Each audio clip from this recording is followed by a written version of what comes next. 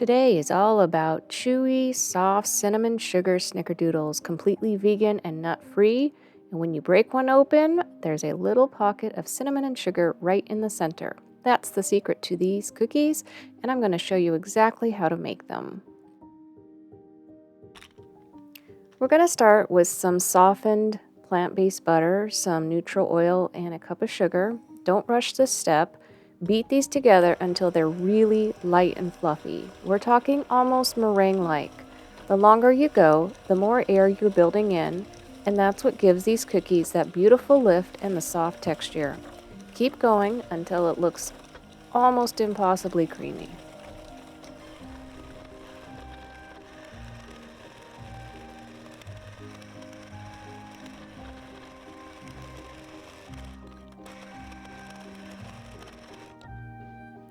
Once your butter mixture is light and fluffy, we're going to add some unsweetened applesauce and a teaspoon of vanilla.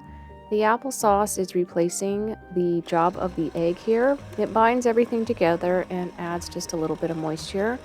Mix this in until it's completely smooth and everything is fully incorporated. Now, I didn't have cream of tartar on hand, so instead I used a teaspoon and a half of fresh squeezed lemon juice, and I beat that right into the wet mixture. That slight tanginess is actually what gives Snickerdoodle their signature flavor, and the lemon juice does the exact same job. Beat it in well, and the cookies turned out absolutely perfect, so trust the swap. If you do have cream of tartar and prefer to use that, just use 1 teaspoon cream of tartar instead of the lemon juice.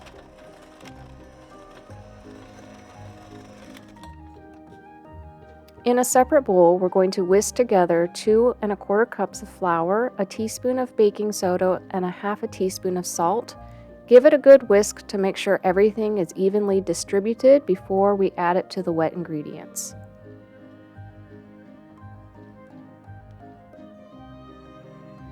We're going to add the dry to the wet here and just start off using the slow speed on your mixer. You don't want to spend flour all over your table.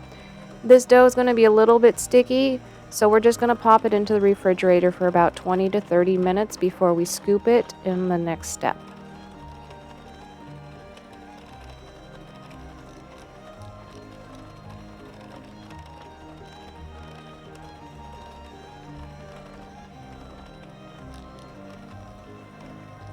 While the dough is chilling, we're going to go ahead and mix the cinnamon and sugar together.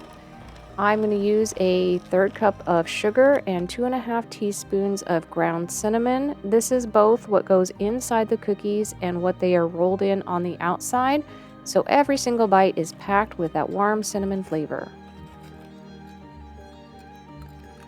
So here's the part that makes these snickerdoodles a little bit extra special. Scoop your dough into about 1 1/2 tablespoons, roll them into a ball, and then we're going to gently flatten each ball into a small circle, just enough to work with.